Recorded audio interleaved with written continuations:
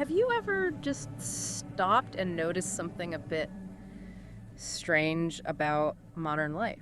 How do you... Well, we've got all these conveniences, right? Amazing science, instant connection, everything seems faster, easier. Seems that way. But I don't know, does it feel like we're actually more overwhelmed?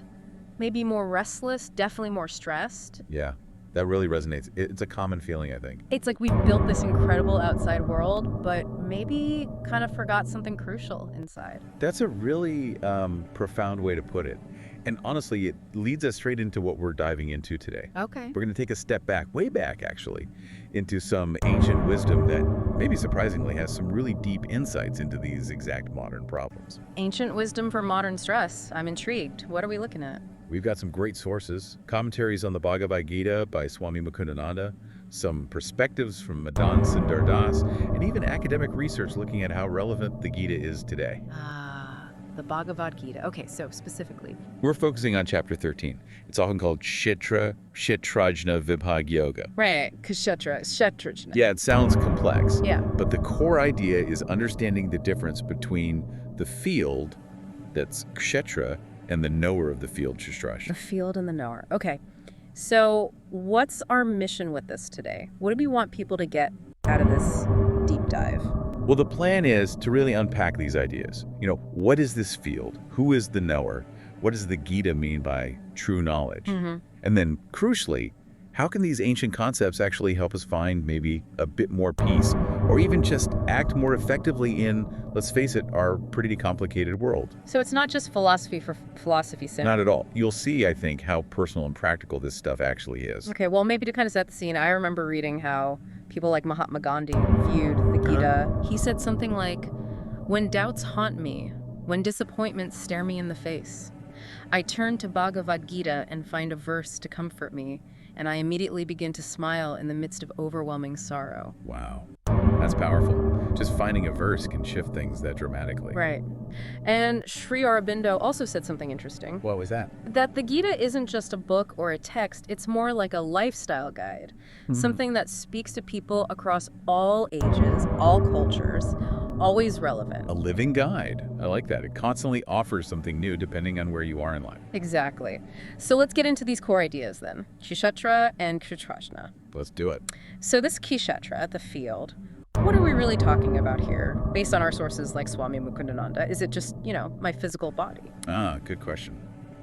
It's easy to think that, but it's actually much bigger. Kshetra, the field of activity, definitely includes the physical body, yes. But it's also the mind, the intellect, the ego, all the basic building blocks of material nature, according to the Gita.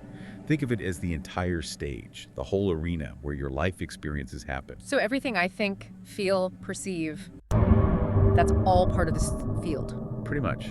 Swami Mukundananda's commentary really emphasizes that it's everything that is not the eternal soul, it's the material stage. Okay, the stage. I like that analogy. So our body, our thoughts, our feelings, that's the field where we plant seeds with our actions. Exactly. And then there's Kshetrajna, the knower of the field. Now, you mentioned our sources say there are two aspects to this knower. That sounds important. It's absolutely crucial because it changes the perspective from just being about me. So the first knower is the individual soul, the Jivatma. Right, me experiencing my life and my body. Correct. The Jivatma knows its own field, its own body, its own unique set of experiences. But then comes the really profound part. Okay. There's a second knower, Paramatma, the supersoul. The supersoul. Yes. And the supersoul is described as the ultimate knower, who is present within every living being, in all bodies, simultaneously. Ooh, okay. So while I only know my own field, The supersoul knows every field. The analogy sometimes used is like, your own house, right? yeah, But the government, or the king, in older terms, knows every single house in the entire land. The supersoul has that universal awareness. that's a big concept. So this field, Kshetra, is this incredibly complex thing, physical, mental, emotional, our whole material reality. Precisely. And understanding this, the field and the knower, this leads us to what the Gita calls true knowledge. And as you mentioned, Madan Sundar Das points out, it's maybe not what we typically think of as knowledge. Absolutely not. This is where Gita really turns our modern ideas about knowledge upside down. It's not about how many facts you can memorize or, data accumulation. So not about degrees or trivia nights. No, it's about your character, your behavior, developing specific qualities, the Gita actually lists them out. Things like humility, amanatvam, nonviolence, ahimsa, tolerance, simplicity, self-control, cleanliness, steadiness.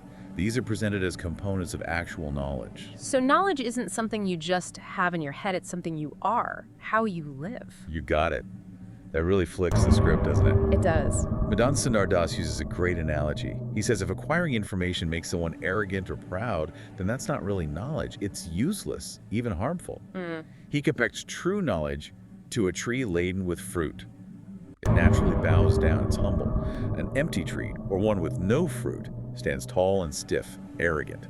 So true knowledge brings humility. Exactly. It's about embodying these virtues. And the Gita goes even further, suggesting that if you develop genuine, unwavering devotion to the Supreme, that all these other positive qualities like humility, control, nonviolence, they sort of develop naturally as a consequence. It implies this deep, holistic transformation, inner realization shaping outer character. Okay, that makes a lot of sense. You cultivate this inner understanding, this true knowledge, and that naturally changes how you interact with the world. Precisely. Which brings us to action. Because if your understanding changes, your actions must change too. And this is where we get to karma yoga, right? That famous idea of action without attachment. Yes, one of the cornerstones of the Gita. Yeah. And probably one of the most misunderstood verses sometimes. You have the right to work only, but never to the fruits of your labor. That one. That's the one. And it's crucial to understand it doesn't mean don't care about your work or be lazy. Right, it's not about inaction. Not at all. It's about being fully engaged, focused, doing your absolute best, but without your happiness or peace being totally dependent on the outcome. So putting in the effort, but letting go of anxiousness about the results. Exactly. Think about how much mental energy we waste worrying about what ifs, right? What if I fail? What if they don't like it? What if I don't get the promotion? Okay, right. Karma yoga suggests channeling that energy into the action itself. Perform your duty skillfully, with full commitment, but detach from the craving for a specific result. Paradoxically, this often leads to better results because you're more focused and less stressed. Less distracted by the outcome, more present in the doing. That sounds like a recipe for success in almost anything. It really is. Yeah. Whether it's work, study, relationships, focusing on the process, your effort, rather than fixating on the uncontrollable future outcome. And that ties directly into managing stress, doesn't it? Which, let's be real, is a huge issue for almost everyone today. Oh, massively. I mean, think about Arjuna at the start of the Gita. He's completely paralyzed by stress and confusion on the battlefield. It's actually a very relatable human moment. It is. It's the ultimate high-stakes situation. And the Gita's advice isn't just theoretical. It offers tangible tools. Ashish Singhal, in looking at this, uses the analogy of holding a glass of water. Hold it for a minute, it's fine. Hold it for an hour, your arm aches.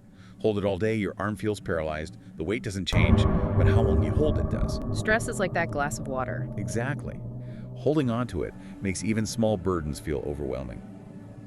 The Gita advises, focus on your karma, your duty, your action. Be an action taker, not a result worrier. Don't keep holding the glass. Put the glass down by focusing on the action. Right. And it gives practical methods too. Things like pranayama, specific breathing techniques to calm the nervous system. Deep breathing, yeah, we know that helps. And dhyana meditation. Techniques to quiet the mental chatter and regulate emotions. These aren't just abstract ideas, they are ancient technologies for the mind. So direct, actionable steps. What else? Does this wisdom suggest other, maybe simpler lifestyle changes for managing stress? Definitely. It really comes down to cultivating awareness and making conscious choices.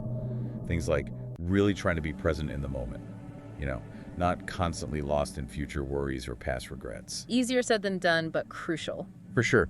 Also, actively avoiding that spiral of overthinking, catching yourself when you're doing it, maybe reducing mindless screen time and endless scrolling. Ouch. Yeah, that hits home. And placing real value on genuine connections, family, friends, things that ground us. And ultimately, there's this element of surrender. Surrender, what does that mean in this context? Not giving up, surely. No, not giving up effort. It means surrendering the outcome to a higher power or to the universe, however you conceive it. Yeah. It's recognizing what's in your control, your effort, your attitude, and what isn't the final result, other people's reactions. Letting go of that need to control everything. Exactly, which is where so much of our modern anxiety comes from, right? Yeah. Trying to control the uncontrollable. Letting go of that burden is incredibly freeing. Okay, so understanding the field and the knower, cultivating true knowledge through virtue, acting without attachment, managing stress through presence and letting go. Where does this all lead? What's the ultimate point? Liberation. Moksha. Freedom from the cycle. The cycle of birth and death. Yes. According to the Gita's worldview, understanding this fundamental difference between the Kshetra, the temporary ever-changing body-mind complex, and the Kshetrajna, the eternal soul within, is the key. Because the body changes, grows old, dies, but the soul, the knower, It's eternal, unchanging. And realizing not just your own eternal nature as soul, Jivatma, but also the presence of the Paramatma, the super soul, within all beings. That's the path. seeing that same divine spark everywhere. Exactly. The Gita's whole educational philosophy, you could say, is aimed at dispelling ignorance. The ignorance of thinking we are just these temporary bodies, separate from each other and from the divine. So it leads to seeing oneness. Yes. Perceiving the Supreme Soul equally in everyone. And the Gita says when you develop that vision, you don't act in ways that degrade yourself or others. You naturally move towards a higher, more divine state of being. Does it say how to get there? Is there just one way? No. That's one of its strengths, I think. It acknowledges different paths suit different people. Some might get there primarily through meditation, dhyana yoga. Others through philosophical inquiry and the cultivation of knowledge, jnana yoga. Others, as we discussed, through selfless action, karma yoga. So different approaches leading to the same realization. Right. And it even mentions that those who might not be deeply versed in these paths initially can still make progress simply by hearing about this knowledge from authentic sources. Just listening. Well, listening with faith, with an open mind, approaching a genuine teacher or source, taking it in, and then trying to apply it. That process of faithful hearing and applying is itself considered a valid path to eventually cross over that ocean of birth and death. To realize your true identity beyond the temporary field. Exactly. Moving Yeah. from the transient to the eternal. Wow. Okay, we've covered a lot of ground there. Let's try and maybe bring it together for everyone listening. We went deep into chapter 13 of the Bhagavad Gita today. We did. We unpacked Kshetra, that's the field, right? Not just the body, but the mind, intellect, ego, the whole material setup. Correct. The entire field of our activities and experiences. And Kshetrajna, the knower. And importantly, the two knowers. The individual soul, knowing its own field, and the super soul, the ultimate knower present in every field. That crucial distinction, yes. So what are the main things you listening right now can maybe take away from this? Well, I think the first big one is redefining knowledge. True knowledge, according to the Gita, isn't just about piling up information. Right. It's about character. Exactly. Cultivating qualities like humility, nonviolence, self-control, tolerance. It's about who you become. And ultimately, it culminates in devotion, which helps all these other virtues blossom. Okay, that's one. What's next? Second, the power of action karma yoga. That principle, act with full commitment and skill, but without being attached to the results. You have the right to work only, but never to the fruits. That's the essence. It's not about being passive. It's about focused action, free from the anxiety of outcomes. Yeah, Really key for success and peace of mind in anything you do. makes sense. Third takeaway. Third, practical stress management. This ancient text offers real tools for today's world. We talk about breathing techniques, pranayama, meditation, dhyana. And simpler things too. Yeah, like being present, not overthinking, maybe managing screen time better, valuing real connections, and that core idea of surrendering the outcomes you can't control to a higher power, letting go of that burden. Okay, and the final key point. Finally, the path to liberation. Understanding that difference between the temporary body-mind field and the eternal knower, the soul. Realizing the super soul is within everyone. That understanding is the path away from suffering and the cycle of birth and death. It's about freedom from ignorance, seeing the divine oneness in all.